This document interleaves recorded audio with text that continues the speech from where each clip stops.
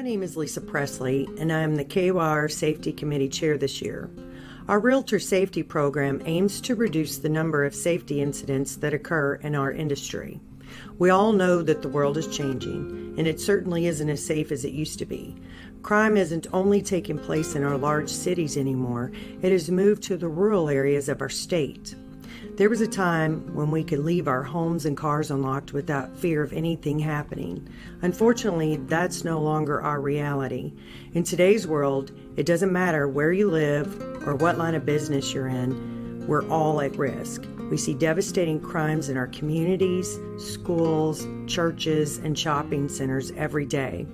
As a realtor, you must have a personal safety protocol that you use daily with every client, such as meeting clients, showing properties, and sharing information online. You can adopt various tools in your safety protocol, such as smartphone apps and safety products. The goal of our Realtor Safety Program is to educate members about the potential dangers you face on the job so you're not only aware but also prepared to keep yourself safe and reduce the risks so you come home safely to your family every night. This is done by creating and implementing a safety strategy that you follow every day with every client, every time. Take the safety pledge today and commit to make a difference in our industry because realtor safety matters.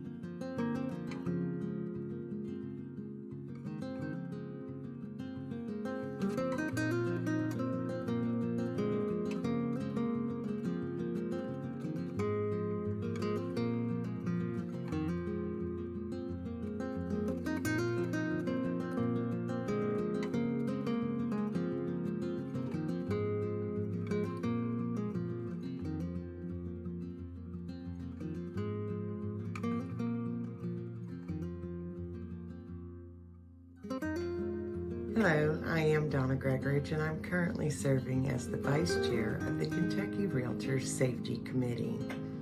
One of the goals of our Safety Committee was to ensure that our entire Realtor membership is not only aware of safety practices, but that they would be incorporating them into their daily routines. To achieve the goal of reaching all of our membership, we are offering to assist in bringing awareness to your local members by the way of a traveling safety presentation. Under our past and our current leadership, a slideshow presentation has been created regarding safety practices, and then it also highlights the different resources that are available to each one of our members through the State Association and also the National Association of Realtors. This presentation can be modified for time requirements and easily fit into one of your next scheduled meeting agendas.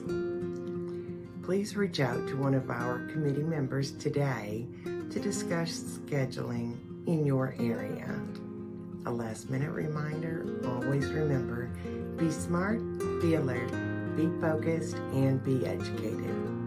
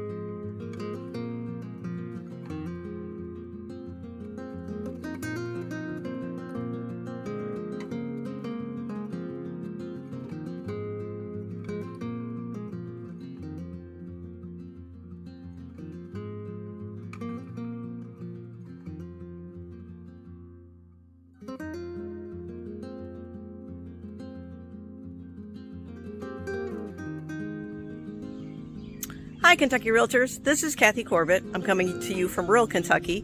I'm a member of the Kentucky Realtor Safety Committee and was asked to provide a video testimonial of something that took place about 1.5 years ago that may be of interest to some of the rest of you across the state. I was contacted by a new agent that had just been licensed not long before and had acquired a lead offline for a buyer who wanted to see 17 properties in one day. That's pretty unusual, especially around the lakes where you're lucky to get 4 or 5 properties in a half-a-day tour. So she contacted me because about half of the listings were mine. I helped her lay out a route where we thought they could get through 8 or 9 of them in one day, and she was going to contact the buyer back and then meet me at the listings that were mine to start with. About 15 minutes later, my office called me and the duty agent had received a call from the same buyer asking about the same 17 properties. That set off a red flag because he thought an agent was already working to set up those tours for him. The second thing that was a red flag to me was that the prices on those properties ranged from $100,000 up to $600,000. And in all the years I've been doing real estate on these lakes, I've never seen a buyer with that wide a range. So that was the second red flag. Third red flag was that nobody had asked for this individual's name yet or contact information beyond just the text phone number that she had received in the lead. So I asked for his name, got a different name than he actually uses legally, but did get a good phone number for him. So I was able to look him up on Forewarn, which was a real lifesaver in this case. Please always use that tool. It's such a wonderful app and provides really good information most of the time.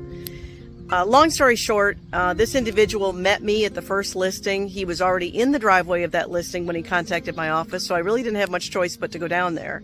It was the $600,000 listing that was right down the street from where I live, so easy for me to get to. When I pulled in, a lot of things didn't make sense. We don't make snap judgments, but you're always acquiring information, and sometimes that information doesn't match what you're looking at.